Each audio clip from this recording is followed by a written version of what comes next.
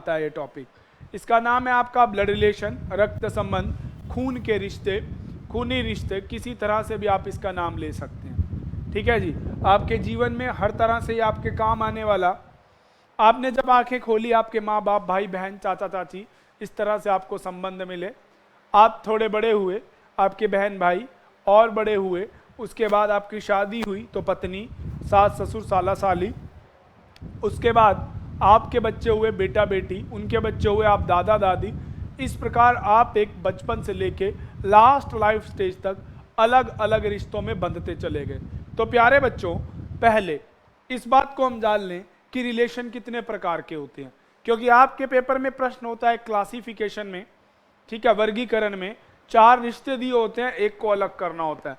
तो पहले ही मैं आपको क्लियर करूं, संबंध आपके होते हैं बेटा जो, वो 2 तरह से, एक होते हैं आपके डायरेक्ट, दूसरे होते हैं इनडायरेक्ट।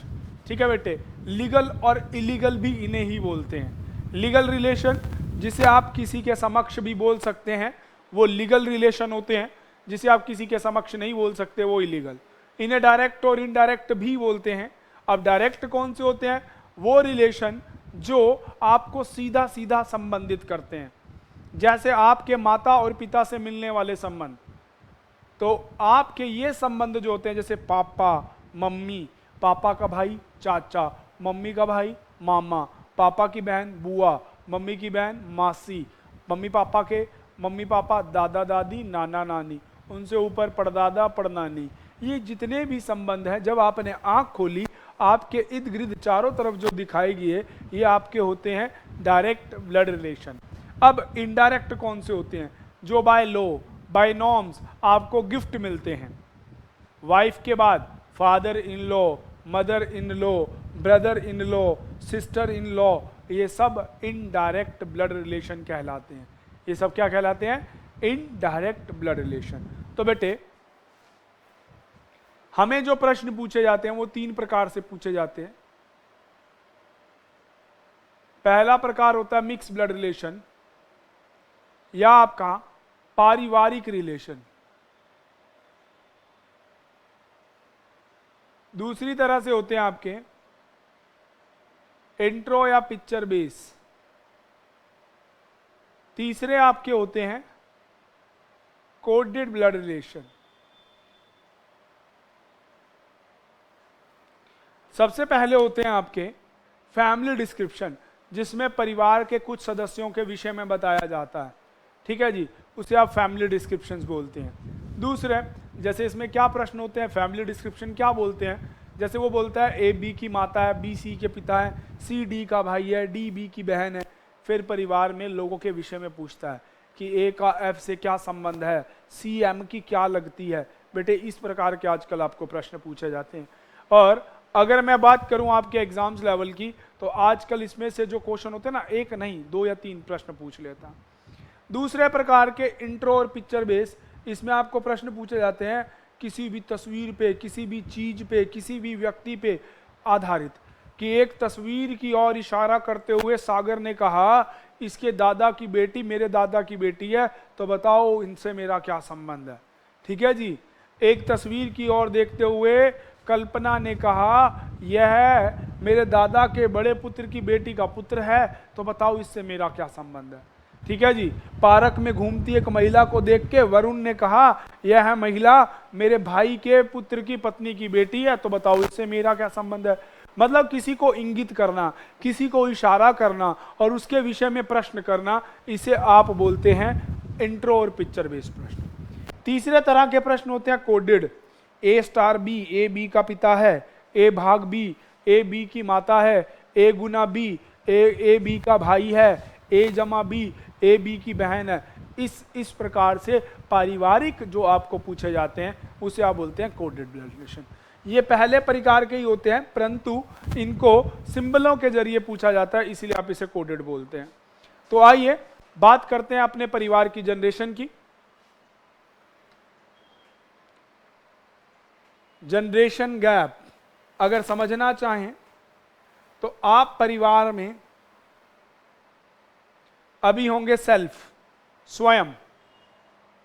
आपसे ऊपर होंगे आपके माता और पिता, फादर और मदर, और उनसे ऊपर होंगे दादा और दादी। एक वक्त आएगा आप परिवार में यहां खड़े होंगे, उनसे ऊपर होंगे माता और आपके बाद आएंगे आपके बेटा, और एक परिवार में ऐसा वक्त भी आएगा आप पहुंच जाएंगे यहां पे, आपके बाद आएंगे आपके बच्चे, फिर उनके भी बच्चे। ठीक है जी, तो ये होगी परिवार की 3 जनरेशन। ठीक है, हाँ या ना, ये 3 जनरेशन। अभी नीचे खड़े हैं, ऊपर मम्मी पापा है, उनसे ऊपर दादा दादी हैं। अगर आप मध्य में खड़े हैं, आपसे नीचे आपके बच्चे हैं, आपसे ऊपर आपके मम्मी पापा हैं। अगर आप सबसे ऊपर खड़े हैं तो आपके बेटा बेटी, उनसे नीचे पोता पोती। अगर इनसे ऊपर देख लो तो उनके भी, आपके भी माता पिता। ठीक है, तो इस प्रकार परिवार में आपको 3 जनरेशन दिखाई देती हैं। ठीक है बेटे, सबसे पहले पेरेंट्स, फिर ग्रैंड पेरेंट्स, और सबसे ऊपर। तो चलिए इन जनरेशन को और थोड़ा डिटेल में पढ़ते हैं।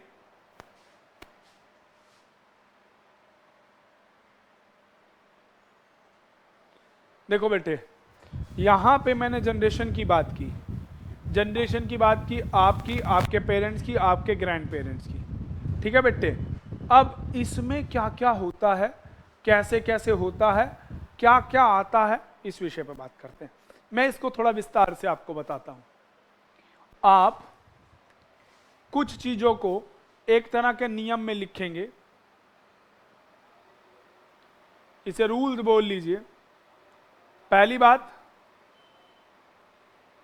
पुरुष की बात है तो प्लस लगाएंगे, महिला की बात है तो माइनस लगाएंगे, क्योंकि सबसे पहले रक्त संबंध में पहली बात यही आती है, पुरुष और महिला, जहां से सारी कहानी बनती है। तो किसी पुरुष की बात करेंगे तो प्लस लगाएंगे, किसी महिला की बात करेंगे तो माइनस। पति और पत्नी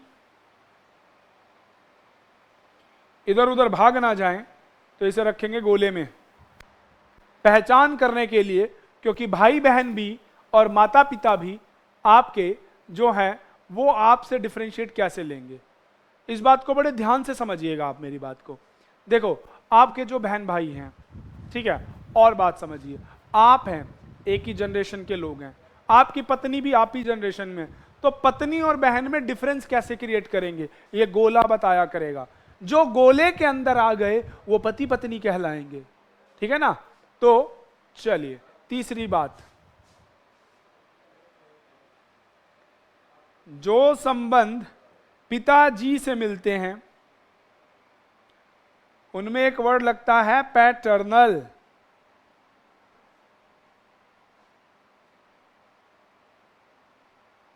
पैतृक। माताजी से मिलने वालों के लिए वर्ड लगता है मैटरनल, मातृक। ठीक है जी। तो ये किस प्रकार से है, इस बात का मतलब क्या है, देखिए बड़े ध्यान से समझिएगा मेरी इस बात को। पिताजी से मिलने वाले हर संबंध के लिए पैतृक और माताजी से मिलने वाले मैत्रिक। आपको कभी कभार हिंदी में लिखा आ जाता है ए पी का मैटरनल अंकल है। मैटरनल अंकल मतलब मम्मी का भाई, मामा। ठीक है जी। सी के पैटर्नल आंट है, पिता की बहन। ठीक है बेटे, paternal aunt. Maternal aunt mummy की बहन, बुआ पैटर्नल आंट, मासी आपकी मैटरनल आंट। ठीक है बेटे। ऐसे ही आपके दादा दादी खड़े हैं, आपके नाना नानी खड़े हैं, कैसे डिफरेंशिएट करोगे।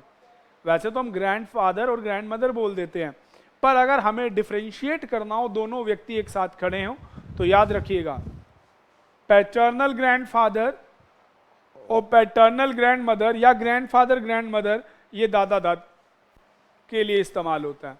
नाना नानी के लिए वर्ड इस्तेमाल होता है maternal grandfather, maternal grand mother. ठीक है बेटे। नाना नानी को डिक्लेयर करने के लिए मैटरनल वर्ड लगाया जाता है। वही बात पिताजी से मिलने वाले संबंधों में पैटर्नल, माताजी से मिलने वालों के लिए मैटरनल शब्द का इस्तेमाल किया जाता है। ठीक है। चलिए, तो इस प्रकार से संबंधों को तो लिख लिया, अब परिवार के सारे रिश्तों को समझते हैं। आप परिवार में यहां हैं, सेल्फ, स्वयं। आप कोई लड़का भी हो सकते हैं और कोई लड़के भी। अगर आप की ही जनरेशन पे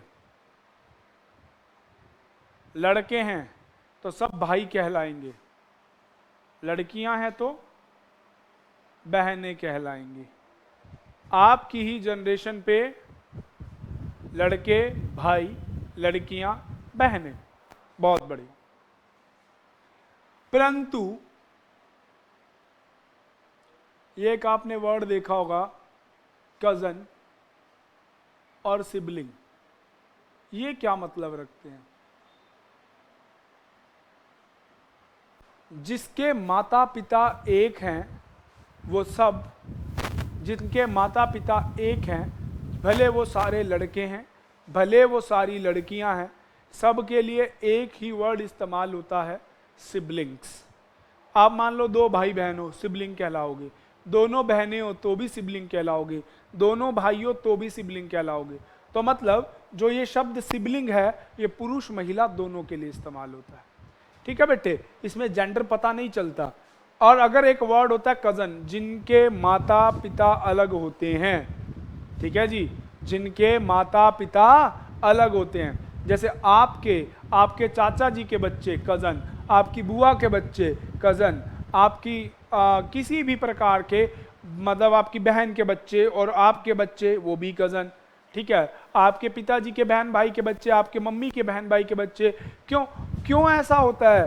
क्योंकि इनमें पारिवारिक माता पिता अलग अलग हैं। अगर एक माता पिता के बच्चे हैं तो सिबलिंग कहलाते हैं, और अलग अलग माता पिता के बच्चे हैं तो कजन, चचेरा ममेरा फुफेरा किसी भी तरह का।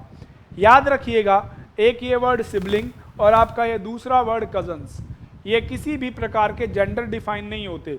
ये महिला के लिए भी इस्तेमाल हो सकते हैं और पुरुष के लिए भी। चलो, आपसे ऊपर परिवार में अब कौन आएगा? पिताजी और माताजी।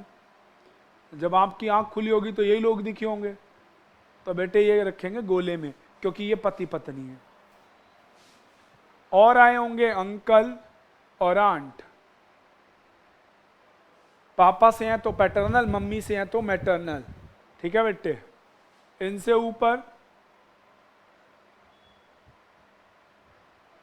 ग्रैंडफादर और मदर, दादा और दादी। नाना नानी के लिए बेटे क्या इस्तेमाल करना है? अभी बताया था मैंने, मैटरनल ग्रैंडफादर, मैटरनल ग्रैंडमदर। इनसे ऊपर आते हैं ग्रेट ग्रैंड फादर और मदर, पड़दादा पड़दादी। ठीक है जी, और ऐसे ही पड़नाना पड़नानी। आपके बाद आपके बच्चे आएंगे, आपके बच्चे आएंगे तो सन और डॉटर कहलाएंगे। भाई बहन के बच्चे आएंगे तो नेफ्यू और नीस कहलाएंगे। भतीजा भांजा नेफ्यू कहलाता है, भतीजी भांजी नीस कहलाती है। इनसे नीचे परिवार में आएंगे ग्रैंडसन या ग्रैंड डॉटर, पोता या पोती। अच्छा, एक बात और ध्यान रखना, नेफ्यू नीस के साथ आप कभी भी ग्रैंडसन, ग्रैंड नेफ्यू, ग्रैंड नीस नहीं लगाएंगे। इसके बाद वही बात, ग्रेट ग्रैंडसन और ग्रैंड डॉटर, पड़पोता और पड़पोती। ये जितने संबंध आपके समक्ष बोर्ड पे दिखाई दे रहे हैं ये सब डायरेक्ट ब्लड रिलेशन होते हैं। बाकी जो नहीं मैंने लिखे वो सब इनडायरेक्ट ब्लड रिलेशन होते हैं, अर्थात पत्नी से रिलेटेड जितने भी मिलेंगे, ठीक है जी, पत्नी से रिलेटेड जितने भी मिलेंगे वो सब इनडायरेक्ट ब्लड रिलेशन कहलाएंगे। ठीक है बेटा, इस तरह से आपके पत्नी